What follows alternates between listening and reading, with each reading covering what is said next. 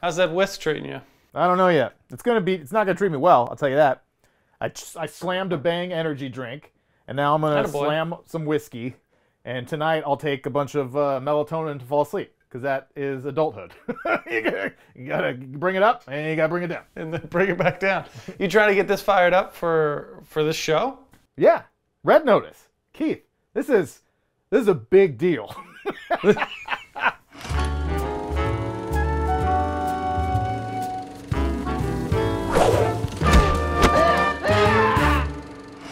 Plenty of things to discuss. I have some things that I want to just yell about. So yeah.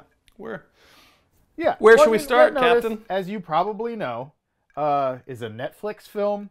Stars Dwayne Johnson, Ryan Reynolds, and Gal Gadot.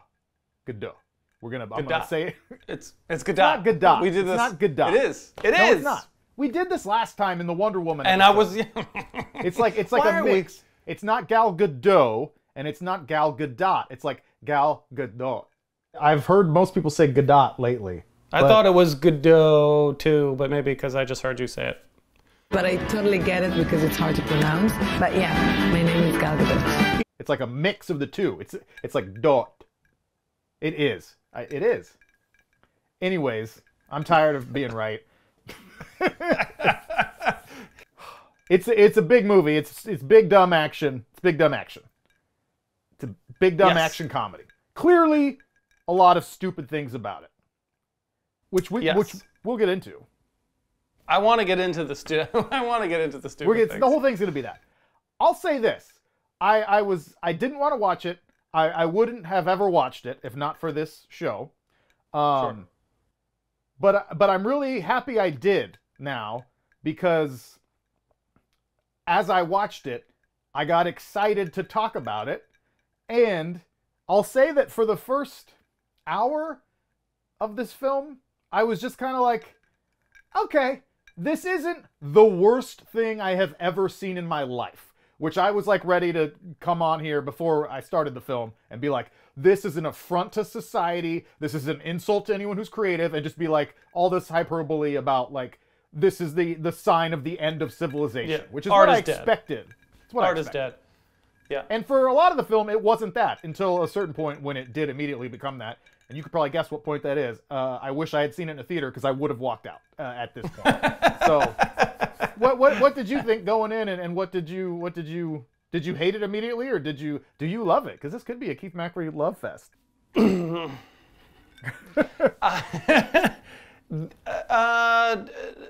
No, I hated it.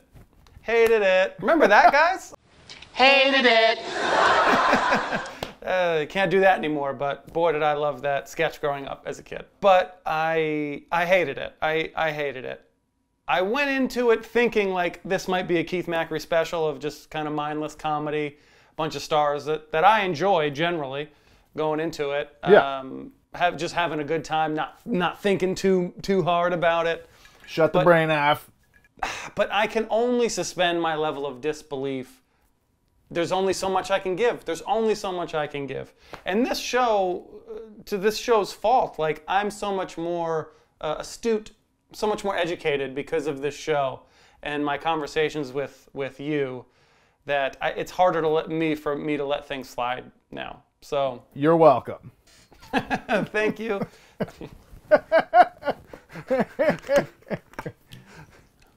We're very astute. We're very astute. I'm so astute that it rubs off. My astuteness rubs off on others. Your astuteness is all over me.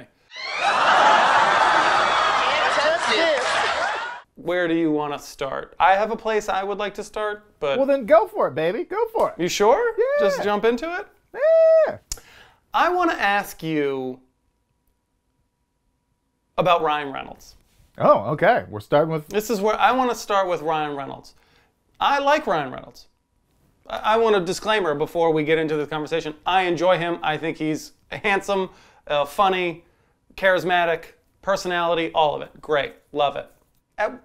At what point is it just too much? At what point is he just Deadpool all the time?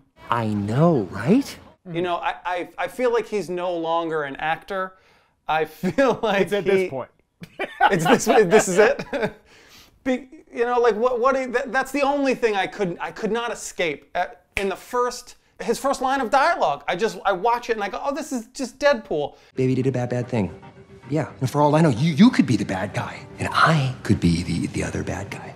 This is just the self-aware, sarcastic, even lines of dialogue were super self-aware. Like there was one specifically that I remember about like talking about main extras or extras featured in extras. general. He breaks the fourth wall. And he does it a few times. Look for a box that says MacGuffin. And I was like, oh, so we're not trying anymore. We're not trying anymore. And I don't know if that's his doing, and he's just like, hey, this is my thing, this is who I am now. Like he doesn't want to be anything different. It's the producers, directors of the film would be like, no, more Deadpool.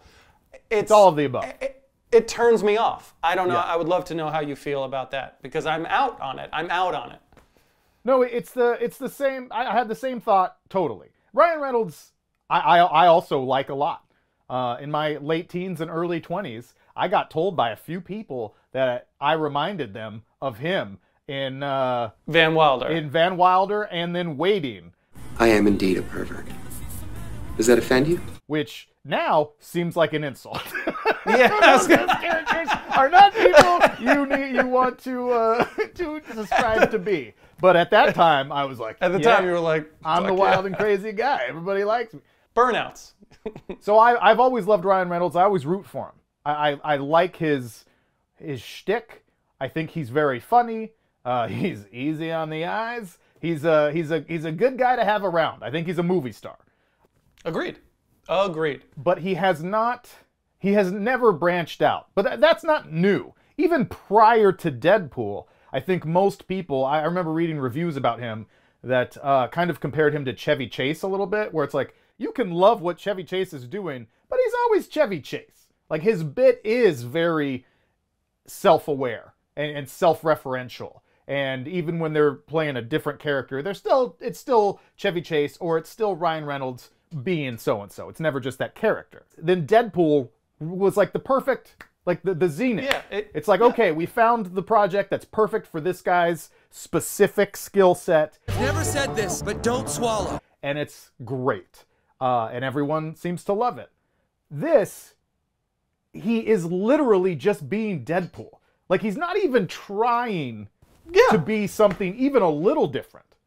And that, it's still kind of funny sometimes. A couple of jokes land, you're like, yeah, you're funny. But like... Yeah, it's funny. When he started breaking the fourth wall, I was like, I want to walk out. Because I was so angry that there's like no integrity. No. You're whoring out this personality in a way that feels cheap and artificial and sad. You know what I think is funny, Booth? Vin Diesel's audition tape for Cats? It exists. And again, I like him. I hate to say it. Like, I'm not like trying to pound on the guy. No, he's great. It's a symptom of a larger problem within the movie, because I would argue that every single person and just about every aspect of this film is just doing like the sure thing. Like, this movie is the definition of like an algorithm film, which is like, this was created in a computer. Yeah. It was like, what stars do people like? Well, Dwayne Johnson and Ryan Reynolds and Gal Gadot, and they like action, and they like comedy, and they like buddy films, and it's like all the shit that's easy. And they like nostalgia. So have him whistle the Indiana Jones theme and have it shout out a lot of other films. This movie is like a product. It's not so much a film. And that doesn't mean it can't be enjoyable. Here's the thing I'll say. This movie is bad. It's really bad. That doesn't mean that like you can enjoy it, or if you liked this film or enjoyed your time watching it, that doesn't necessarily mean you're wrong or stupid or something. Everybody has dumb things that they like. But if you try to argue this is like exactly. Case in point. Not me. I love only high art. Patient zero here of dumb things that they like. If you try to argue that this film is good or well made, that's where I would take pretty serious issue. You tell me, do you believe that the makers of this film, even the actors in this film, even Ryan Reynolds and The Rock and Gal Gadot, I believe that they think they made a smart film. No, Agree or no, no, no, disagree? no, no. You think they know what they were doing? The producers, the directors, everybody behind this film. You think that they're like, I think algorithm film is like the best thing you've ever said. Like, that's exactly what this is. So they put this into a computer, it spat this out, and they're like, do this. So I agree with that. But I think they think that this is like an artistic version of that. No, no, no. I can't believe that. I give all of these people more credit than that. I would guess that the writer-director, who, not to be dismissive, I had never heard of before because I don't watch his type of films. I saw he also did 2 other earlier films with The Rock, like Skyscraper and Central Intelligence or whatever. I do not watch The Rock's movies. We can talk about that in a little while. So I hadn't heard of this director, and that was one of the first notes I took was like, who the fuck is it? Like, when it said his name, like, written and directed, I was like, who's this person that got the $200 million budget to do this giant film like that? I can't even recognize the name. That seems strange. Yeah. But I have to believe that person thinks that this is a pretty good movie. I don't know. I think Red Notice, I think it's my best film. Okay.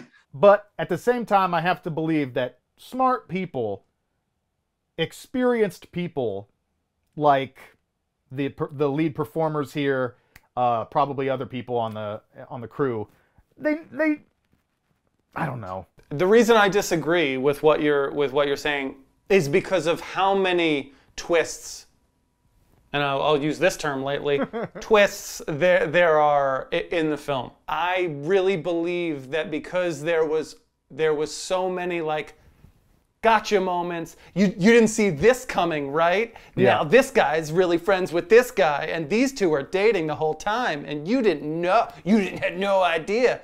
Yeah. Because there was so many of those moments, it made me feel like, oh, so you think you're outsmarting me? Like you think that this film is clever? Because it's not. Like this, you just lying to your audience is not clever. Yeah. Lying and then just saying doing things that what don't the make truth sense was in the was story. this. Yeah. Like that does not make for good writing. It doesn't make for a good film. It doesn't make for clever endings. What are you talking about? I'm talking about my twist ending. It doesn't make for anything positive when you just outright lie to your audience and then tell them the quote-unquote truth later. Like, yeah, it doesn't make sense. And because there was so much of it, it's not like it was like one turn that just kind of didn't pan out. It was 9. There was 9 dramatic turns, and I go, oh, well, you must think you're a genius. I would love the perspective of getting a script and being a performer like that, and like an in-demand performer, and reading the script and being able to tell whether it's good or not based on what you're reading. And like, we're screenwriters as filmmakers ourselves. Like, we're screenwriters. We've also done a little acting. So I'd like to think I'd be able to tell what makes a script bad while I was reading it. As the writer side of me would like to think I could do that. But the actor side of me would just be imagining myself doing all this cool shit. So I'd be like, oh, well, we haven't shot it yet, obviously, so I don't know what it's going to look like. But like, oh, and at this point, I'm like running with Ryan Reynolds. I'm the fucking Rock. Or if I'm Ryan Reynolds, I'm running with the Rock. We're shooting out and Gal Gadot's there. And it's just like everybody's beautiful and sexy. And we escape prison. And it all seems like this like great, like, wow, this looks fun. So I wonder at what point, if you're the Rock or you're Ryan Reynolds or whomever, what point in production or once you see the finished product do you go, oh shit, this movie kind of sucks? Like, or do you think that never happens? Because you get the script I don't know. and you're excited. Yeah, no, it's a great question, and champagne problems. I'd love to have those problems. Yeah. Throw a couple bad scripts at me. I'll do them. I'll do them too. Shit. To the earlier part of your statement, it's if you're a young actor, not The Rock, not Ryan Reynolds, not Gal Gadot. Like they've been in. It's Gadot. It's Gadot, guys. That's how you pronounce it. My name is Gal Gadot. They have to be beyond that. They have to be on, like, I get to be the main character and work with X celebrity and look super cool. Like, that's all The Rock is. He's just cool all the time. He has to, every script he reads, it's like, oh, and his penis is 9 feet long in this one, right? You think it's cool? Like, so that can't be the allure for him anymore. Well, then it's the paycheck. It's got to be the paycheck. It's got to be the paycheck, or I'm right, and they think that it's good. That they believe that it's good. There has to be room for that. I think they think it's good enough. That's what I would say. I think these established stars think it's good enough. It'll be fun. It'll be good enough. It'll be fun. I'm gonna get $20 million because each of those three people got $20 million. Yeah. So like almost half of the budget went to the 3 actors and the director, who got $10 million. I saw $10 million. 10 million. Jesus, guys, what a big deal. Here's the thing. Here's the thing that irritated me. I'll get to stuff I liked. So there's things I liked. There's a few. But the thing that irritates me about this is it didn't have to be as bad as it was. Like the skeletal structure of this movie can work. Like it could have worked. It's like the elements that are there, sure. The concept could work. Not the structure as, I don't know. I take a small issue. The general concept of a heist movie, that can work. No. This literal film could have worked and been enjoyable, like a stupid but good for what it is movie with just better writing. Like if the dialogue wasn't awful. Look, we need a new score now anyway. I know he drives you crazy, but he's good. And I would say the writers or directors or whomever put more thought into like what leads to what thing. You know, just flesh some of those things out a little bit so they're not just like that's the entire film. Oh, they ended up in the same cell together. Oh, Gal Gadot can just show up at any place at any time. She's just in the vault. Your entrances are bullshit. Work those things out a little more. I just mean the general idea of these 3 stars in a worldwide adventure, fast-talking film where they're stealing art and they team up and like. That's all fine. Yeah, that's the elevator pitch of this movie. Of course that can work, but what you're saying is like the craft of writing a good story. That's the hard part. The easy part is saying, I want to get 3 of the biggest stars in the world. I want to get 3 of the biggest stars in the world to be in a fun heist movie. Of course, yeah, I want to see that movie too. That line makes me want to see it, but when you do stupid shit like you show me the fight scene in that party, that masquerade party in that like whatever attic or secret room that they're in, and then at the end of the film be like, oh, when they were fighting, actually they were kissing. They were kissing each other. You can't tell me that's like good. Like that's the whole problem. That's the problem. When you do shit like that, it just doesn't make any sense, and all value of that film is lost. Yeah, I agree. But there's ways to write that stuff that's not like that. That's still the same general story. Like that would be my point. So that's what frustrated me about it. Just do it good. It's because, like I said, like an hour into this film, I was like, yeah, this is stupid. Yeah, it's kind of dumb. But it wasn't like awful yet. And that was my biggest surprise. I was like, okay, this is actually like, I wouldn't say I'm enjoying myself, but I'm not hating my time here. And then all of a sudden it just veers into like absurdities and and the lowest point of cinema this year easily, and perhaps either the last 5 or 10 years, which is the scene that I would have walked out on had I been in the theater. I'm not trying to be dramatic. Can you guess what scene that is? I'm trying to think because there was so many bad movies. Bad scene this year. Like, bad movies this year. Yeah, no. So many bad movies. This 90-second, 2-minute stretch is easily the low point of movie making this year, and everyone should be ashamed that was involved in it. I'm serious. Like, bad. Just tell me. I could guess, but just it's the bullfight in the Coliseum. I forgot about that. I cannot believe. I forgot about that. I'm getting my dander up. I'm about to start saying I'm insulted and I'm offended. I cannot believe that was allowed in this film. Why? Don't get mad. I'm asking. I'm playing devil's advocate. I'm trying to get the answers out. I'm not. How dare you?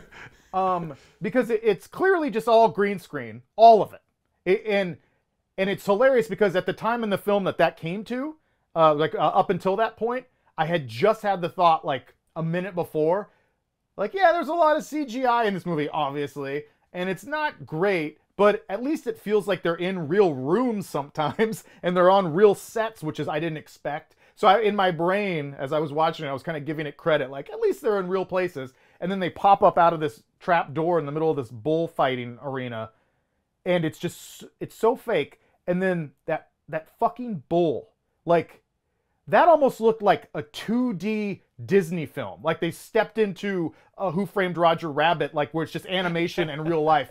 That, like, I'm gonna tell you guys this right now. If you watch a movie and the special effects today, you watch a movie that has a budget of this size, of this magnitude, where they know it's going to be this big deal, it has all these stars, and the special effects are that bad, that means they're saying fuck you to you. Like, they don't think you know anything, and they think you're stupid, and they think you won't care. That's what that bull. Just go off. Just let them have it. Bull. Go watch that bull and tell me that any of the people that made that scene give a shit about you. Like, they don't. They think like, they won't care. Because no one on this production watched this movie and looked at that bull in the final cut and was like, looks fucking awesome. Looks really good. You can get a bull for the shots where it's not actually charging them. You can get a real bull. You could. I'm sorry. I know I complain about CGI all the time. I complain about. It's your thing. It's your thing. This is next level. This is like borderline worse than that troll at the end of Eternals. But this is a whole scene. That was really bad. This is a whole consequential scene. And then it fucking hits Dwayne Consequential. Johnson. It's the worst thing I've seen this year. It's the worst thing I've seen this year. And I'm embarrassed for everybody that was a part of it. Like, it's bad. So that's why I would have walked out. Because if I'm watching a film in a theater and literally the filmmaker's just like, like, why would you stay? Like, but you wouldn't have seen all the twist endings.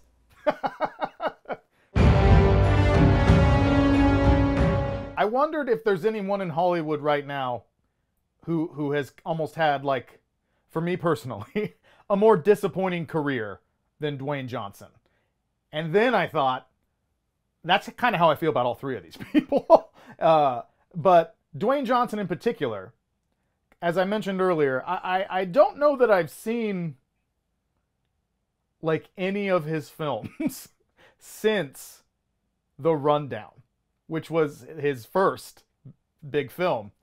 And I loved it. Was it his first? It was like his first solo movie, like, as he was breaking into Hollywood as, like, a star. Yeah. It was with Sean William Scott. Sean William Scott.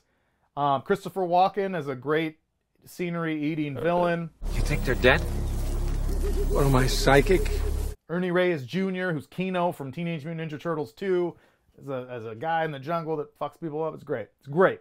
It's a really good time. And it has one of my favorite moments in cinema of the last 30 years or so, is at the beginning of that film, as Dwayne Johnson is walking into a bar fight or something. He's like gonna go break it up or something. Like, he's the new bouncer coming in, and he walks by the old bouncer walking out, and it's Arnold Schwarzenegger. And this was at the time, I think, right around the time when Arnold Schwarzenegger wasn't doing movies anymore because he was the governor. And Arnold Schwarzenegger says, "Have fun," and walks out. And it was like him passing the torch to Dwayne Johnson to be the next action star. And I thought, at that time, like, that's the kind of shit I love, as like a corny movie fan. Like, oh my God, they know that this is an important moment, that Dwayne Johnson is like announcing he's the new guy, and Schwarzenegger's giving him a pat on the back, all that stuff. Like, I love that stuff. So I was really excited for Dwayne Johnson's career. And I just think he doesn't try. And emblematic of, I know he's the biggest name and he's the biggest draw in Hollywood. He gets paid the most. He's the highest paid. People love him. He's only made 2 R-rated action films. Like, how can you be the action star of your generation if all you make are like kind of corny action comedies?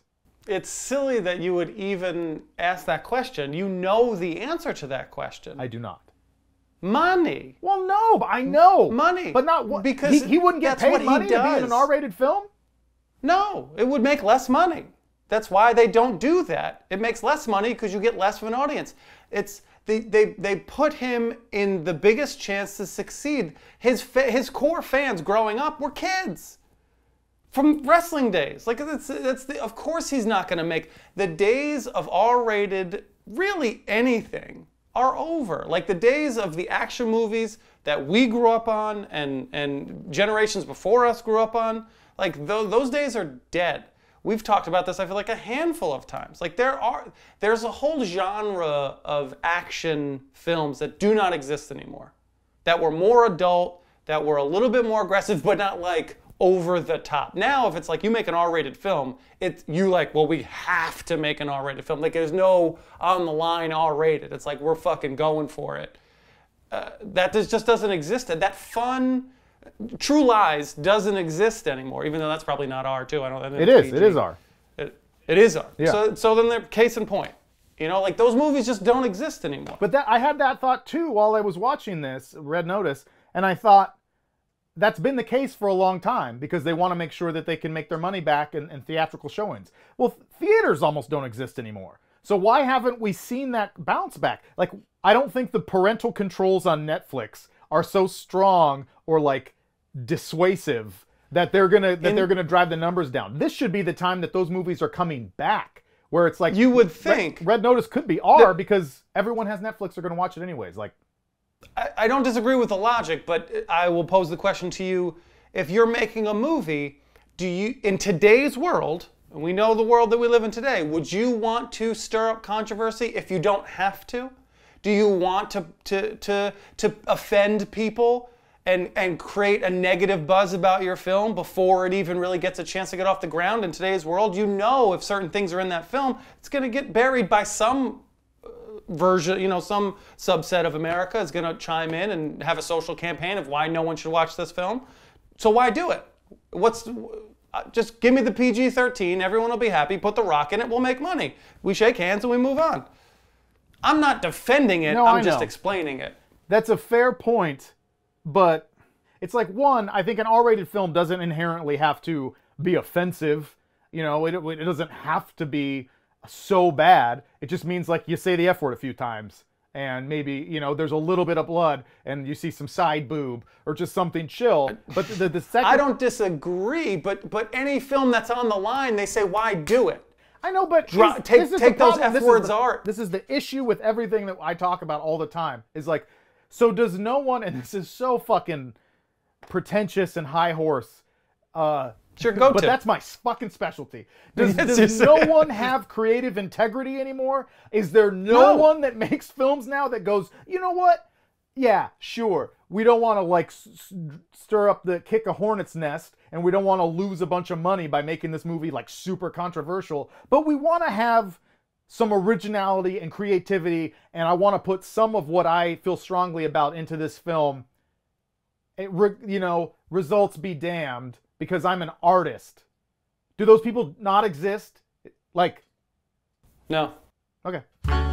What'd you like about it, Keith? I love that it was PG, 13, and it was so family friendly. Fun for the whole family. You know what I did like? This is stupid. I liked some of the marketing.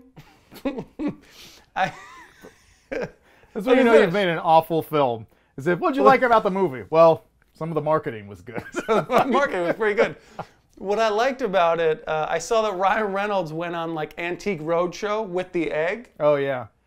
And I think that's super fun. I think taking those steps to sort of building up this world, this universe. I'm a big advocate of universe building, no matter what film you create.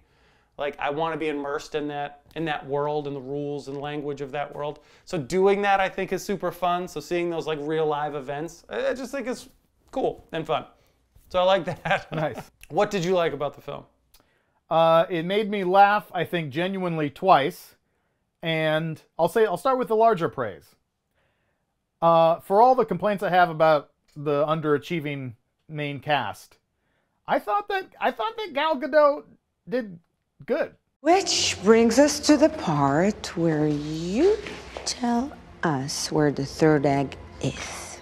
Like, I thought she was funny, and I thought her shtick worked the best. I think I can confidently say I've never seen her in anything in which she was not portraying Wonder Woman.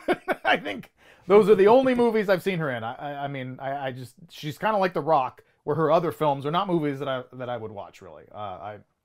None even really come to mind. But I thought she was funny, and it was fun to see her be like villainous and mischievous. And she's clearly having a great time. I mean, she's hamming it up. Yeah. But like that was fun because in Wonder Woman she's so like fucking stoic and like whatever. So that I liked her performance. I thought she was good. I thought she was good. The performances are, I think, what you would want out of those performances. Going Not in, true. Not true. they did what they were supposed to do. They did what they do. Ryan Reynolds was Ryan Reynolds. The Rock was The Rock, and Gal was a villain with that classic villain that's snarky and has condescending to everybody, and I think it was a little bit of a trope thing, but it's what I would have wanted to see. Does The Rock have any like sexual charisma? Does he have any chemistry with anyone in any film he's ever been in? And that's an honest question. I'm not even trying to be funny, because I thought while he and Gal were like doing their flirtatious, like, you know, homage to True Lies where they're dancing. And you know, True Lies, I think, tonally. So right. Yeah. Yes, of course, True Lies, the dance scene. Yes, there you go. And all that shit. I thought, wow, this is awkward, and there's nothing here. Like it doesn't seem like he, like, you know what I mean? Like there was no chemistry between them. And then I thought, I've never seen The Rock, again, I don't watch a lot of his films, but I've never seen him have chemistry with anyone. Like, is that, and I kind of think like that's kind of not good. I mean, for an actor, that's not good in general, but for like the big action star to have like zero sexual charisma. Like, I'm not saying he's not attractive. I know a lot of people find him very attractive. I'm saying, like, you know what I'm saying, is he doesn't portray. Oh, I know. He doesn't portray that energy, and I think that's a miss. Like, I just think he's a bad actor. I don't like The Rock. I don't like The Rock. I liked him as a wrestler. Not that I was big into wrestling at that point in time, but like he's got a fun general personality. But enough is enough. Like he can't really do anything. He doesn't do anything. He's funnier than he is cooler, and so I think that's probably why he sticks to these comedy films. Is because I think he's like he has some comedic timing, and he's okay at that. But it's the rest of it, like any heavy lifting or any like sexuality or anything, dare I say, adult, that's not really there. No, he's a bad actor. Unfortunately, he's a bad actor. He's very narrow. He's very You're being narrow. Polite because he's behind you. Yeah, well, as I hope to work with him someday, because he's such a draw. Like, Jesus, I love. Yeah, you, just Dwayne. get in a Rock movie. Fuck You'll have a career forever. Okay, the two funny parts. I really loved when, you know, as stupid as it is that Gal is in every highly protected, you know, space that they can get into. She's just there. I loved when she turned up in the vault as they were approaching the egg, and she's clearly a very beautiful woman, but especially so in that moment, like she's wearing that like red dress. And she just like steps forward, and the lighting is perfect. And I was like, "Oh shit! All right, Gal, like working it." And then Ryan Reynolds says, "You look awful." And I thought that was like, it was very funny. And I would have guessed that was improvised by Ryan Reynolds. The funniest joke, which while that bullfighting scene was the lowest low of all of cinema, this joke might have been the funniest moment of the year. I think it's fucking hilarious, and it's not even something anyone says. When Ryan Reynolds pulls up on the boat to his little lair before he gets caught by The Rock and so. The name of his little boat is We're Gonna Make It, Rose, which is from Titanic, which is what Leonardo DiCaprio says before he dies. We're gonna make it, Rose! Trust me! And that, I cannot heap enough praise on whoever wrote that and put it, and it was like, it'd be so funny if the name of the boat was We're Gonna Make It, Rose, because it's like the long phrase, like, it's really funny. I don't know why I think that's so funny, but I just want to say, no, it is funny. Great job. Because I can just hear it. It's just that kind of thing you could just hear in your, like, little 20-year-old Leonardo DiCaprio, like, we're gonna make it, Rose. And you just him walking away. It's very good. It's very funny. It's a very funny touch. That sounds like Ryan Reynolds also. Almost makes the film worth it. That's how funny it was. Almost makes the film worth it. Almost. The thing I think is most interesting, really, is how is this film measured as a success?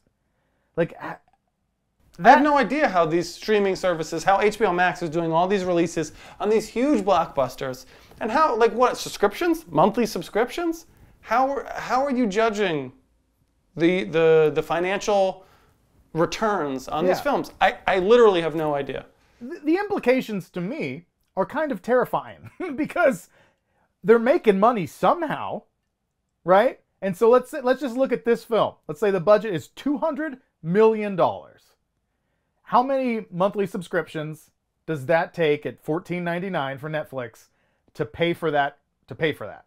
And then this is just that one film. And there are how many hundreds, if not thousands, of Netflix original productions at this time? So then I start to think about, it's the data, right? Like it's our data of what we watch and Netflix's ability to sell that data to advertisers that makes all of this worth it. Because that's the only they don't thing. advertise. They don't advertise. Who? They don't advertise on the platform. No. But they sell the information about what you watch to third parties. So then when you go on Facebook, it's like, oh, Keith Macri watches all these softcore porns on Netflix late at night, so we're going to advertise, fleshlights to him or whatever. That's why I have 6. But you know what I mean?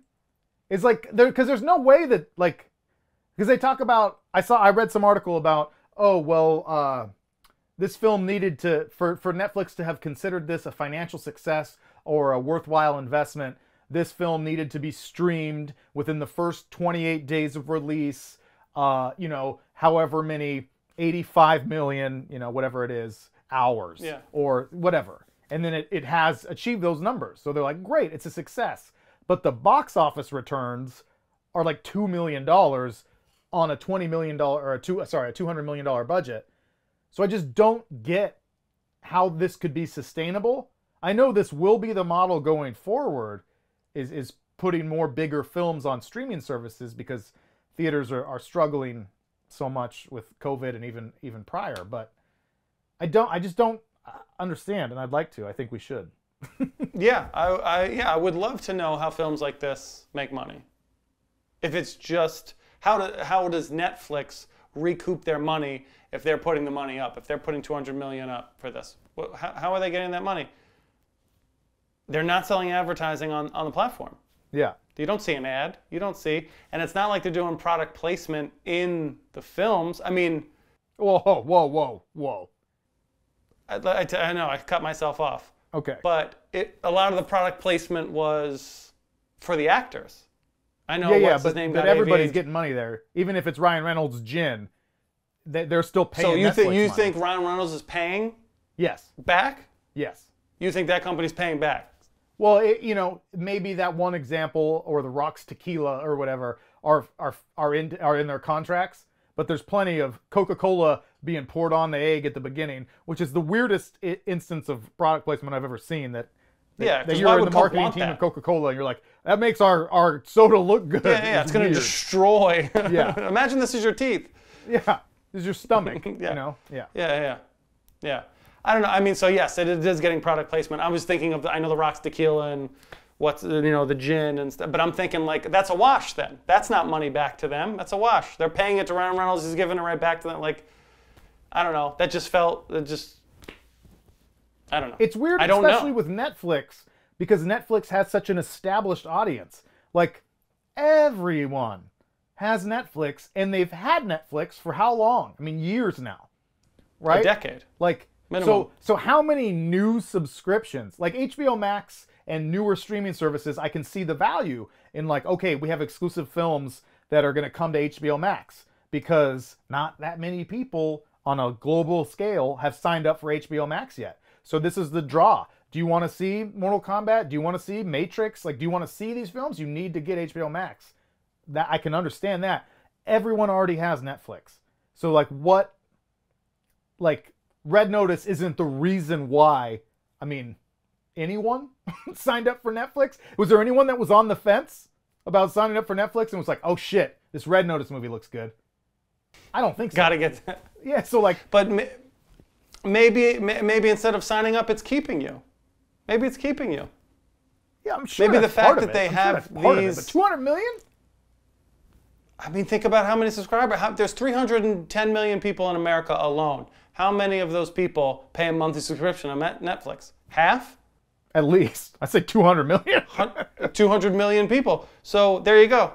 1 month is 14 times the amount that costs for that film. For 1 month of subscriptions for America alone. Yeah, I don't know. That to me was always part of the reason. It's almost like that's like all of the early Netflix original films were like bad, and you could tell were like cheap. Like even popular films like Bird Box. Like I think that movie's bad and didn't seem like you could see where they were cutting corners in the budget, in the production budget. But like this film, it's 200 million. Like, so I would understand it if like, okay, you know, we'll pay 50 million tops to make a film. That's the budget. But you're starting to get 200 million, and they'll probably just get bigger, right? There's just like no reason why it wouldn't get bigger. Yeah, I don't know. It's scary. They have to be seeing returns somehow. They're selling drugs. Yeah.